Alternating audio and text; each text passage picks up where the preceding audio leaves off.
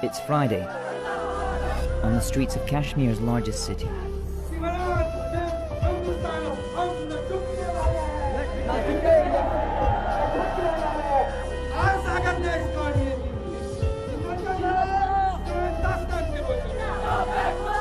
It's the day Muslims normally gather to pray. But in recent weeks, it's also become a day of protest.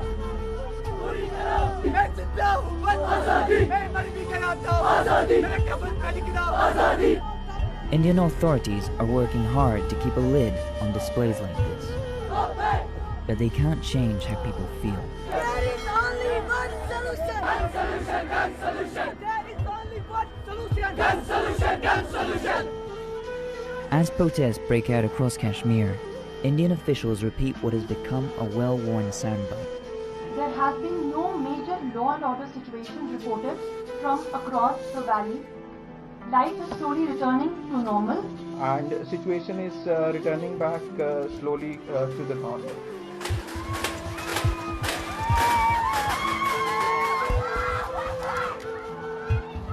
But things here don't seem normal.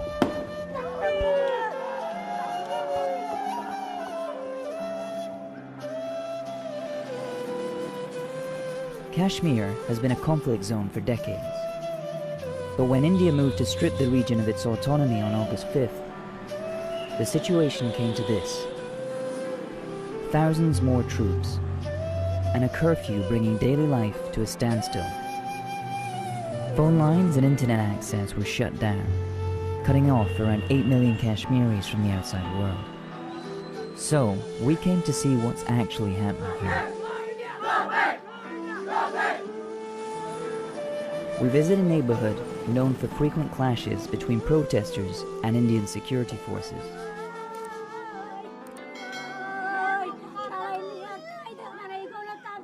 People here are in mourning. Fahmida Shagu was at home with her children and her in-laws on August 9th.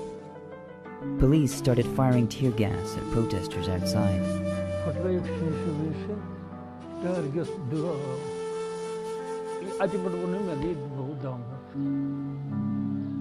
Fahmida's husband Rafiq helped rush her to the hospital, but doctors could not revive her.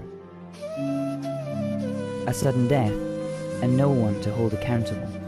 We really demand justice. But from who? I don't know if we will get justice, my kids will get justice. I don't know.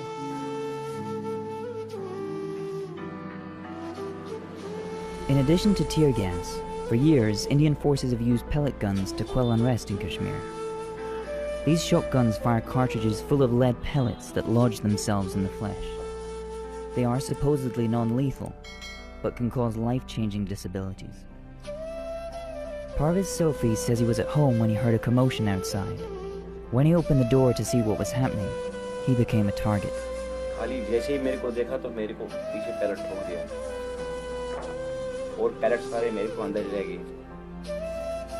In the name of maintaining law and order, Indian forces have license to shoot with near impunity in Kashmir.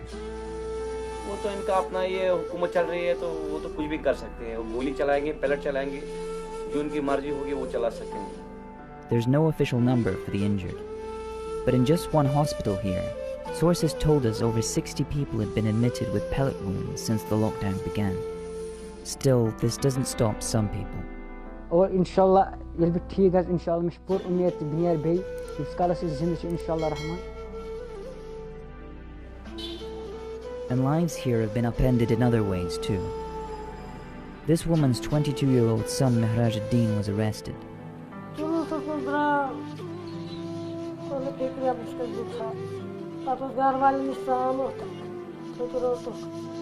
She doesn't know why he was taken.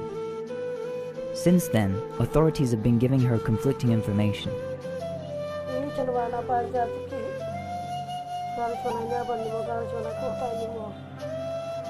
This is not an isolated case. Since early August, thousands have been arrested without being charged, and there's no indication when or if they'll be released. It's their media, they can say anything. They are not showing us what's happening around us. They called it normal.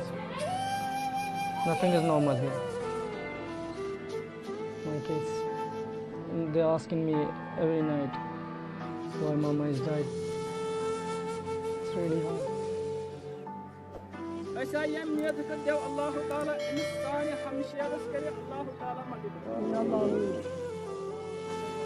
Although some landlines have been reconnected, Kashmir is still largely cut off from the rest of the world. That helps authorities keep stories like these quiet. But as the days pass, they're getting louder.